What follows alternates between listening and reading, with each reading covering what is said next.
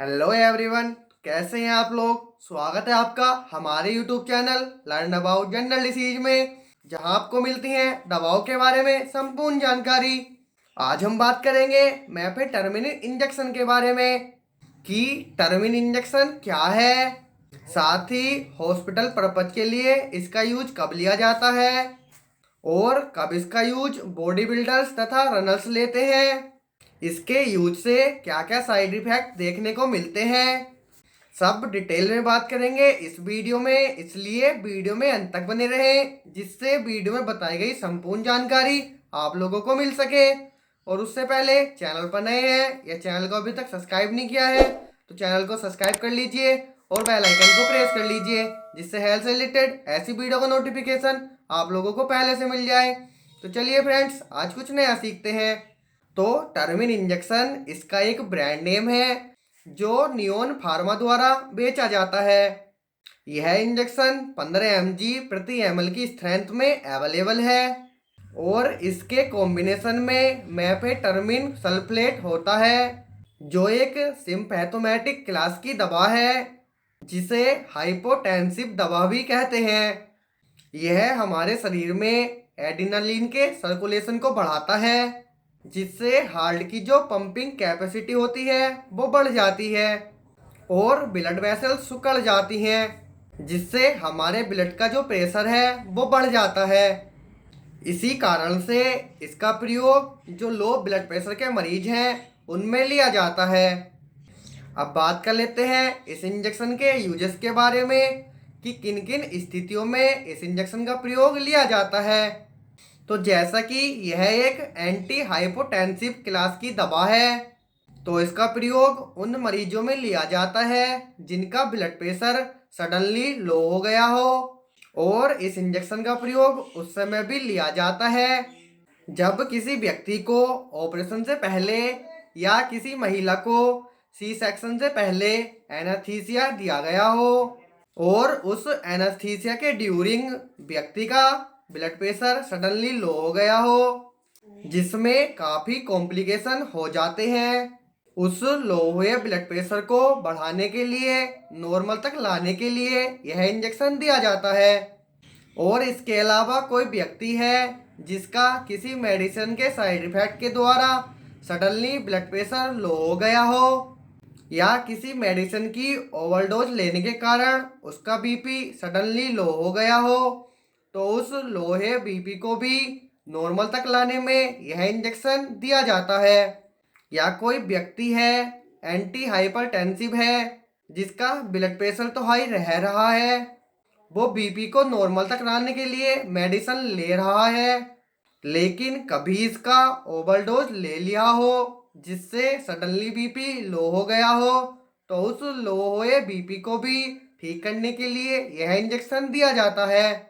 और इनके अलावा कोई इमरजेंसी कंडीशन हो हॉस्पिटल में जिसमें व्यक्ति का ब्लड प्रेशर सडनली लो हो गया हो, तो उस ब्लड प्रेशर को नॉर्मल तक लाने के लिए यह इंजेक्शन प्रयोग लिया जाता है। अब बात कर लेते हैं इस इंजेक्शन का प्रयोग बॉडी बिल्डर्स या रनर्स या आर्मी में सिलेक्शन करने वाले जो 1600 मीटर की दौड़ लगाते हैं वो सब क्यों करते हैं तो करने का रीजन क्या है। तो अगर रीजन की बात करें तो इस इंजेक्शन का प्रयोग लेने से जो बॉडी बिल्डर्स हैं या रनर्स हैं उनका स्टेमिना कुछ बढ़ जाता है, जिससे कि बॉडी बिल्डर्स जिम में जाने पर जो वर्कआउट करते हैं उस समय हैवी वेट लिफ्टिंग कर सकते हैं, और जो रनर्स हैं उनको भागने पर ज़्यादा थकान महसूस नहीं होती। इन्हीं कारण से ये व्यक्ति इस इंजेक्शन का प्रयोग करते हैं। लेकिन इस इंजेक्शन के साइड इफेक्ट बिना जाने ही ये लोग इस इंजेक्शन का प्रयोग कर लेते हैं या बिना डॉक्टर की सलाह के ही इस इंजेक्शन का प्रयोग कर लेते हैं। और यह इंजेक्शन इमरजेंसी ड्रग्स में आता है, इसलिए इसका प्रयोग डॉक्टर की सलाह पर ही लिया जाता है। लेकिन जो बॉडी बिल्डर्स और रनर्स होते हैं वो इस इंजेक्शन का प्रयोग बिना डॉक्टर की सलाह के ही ले लेते हैं, जिसके कारण कई सारे दुष्परिणामों का सामना उन लोगों को करना पड़ जाता है। इस इंजेक्शन के क्या क्या साइड इफेक्ट्स होते हैं, अब उनके बारे में हम लोग बात कर लेते हैं। जो साइड इफेक्ट्स देखने के लिए मिलते हैं उनमें व्यक्ति को सबसे ज़्यादा प्रॉब्लम होती है ब्रीथिंग प्रॉब्लम। सांस लेने में उसको बहुत ज़्यादा समस्या आती है। कई बार बात करते हुए भी वह हाफ जाएगा, रुक रुक कर उसको सांस लेनी पड़ेगी। इसके अलावा स्किन रिलेटेड प्रॉब्लम उन्हें हो सकती है, जैसे एक्ने होना, रेडनेस होना, ईचिंग होना, ड्राइनेस होना। इनके अलावा व्यक्ति को भूख न लगना, आइसोमेनिया, नींद न आना, और इनके अलावा व्यक्ति को नोजिया तथा वोमिटिंग इत्यादि कुछ दुष्परिणाम इस इंजेक्शन के देखे गए हैं, जब इसको बिना किसी डॉक्टर की सलाह के लिया जाता है। इस इंजेक्शन को जब बॉडी बिल्डर्स या रनर्स लेते हैं तो शुरुआत में कम डोज में काम चला लेते हैं, लेकिन बाद में इस इंजेक्शन की डोज धीरे धीरे बढ़ाते रहते हैं, जिसके कारण बहुत ज़्यादा नुकसानदायक यह इंजेक्शन हो जाता है।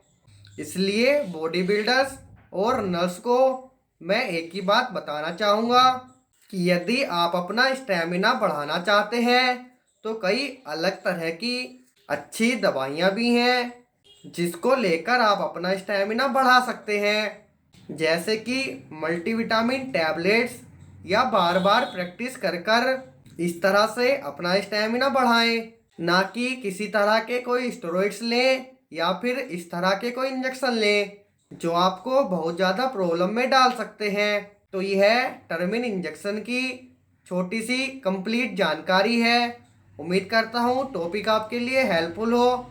आई होप आपको वीडियो पसंद आई हो, तो वीडियो को ज़्यादा से ज़्यादा लाइक कीजिए, अपने फ्रेंड के साथ शेयर कीजिए, और चैनल को अभी तक सब्सक्राइब नहीं किया है तो चैनल को सब्सक्राइब कर लीजिए और बेल आइकन को प्रेस कर लीजिए, जिससे हेल्थ से रिलेटेड ऐसी वीडियो का नोटिफिकेशन आप लोगों को पहले से मिल जाए। तो मिलते हैं फ्रेंड्स नेक्स्ट वीडियो में हेल्थ से रिलेटेड ऐसे ही नए टॉपिक के साथ। जय हिंद, जय भारत।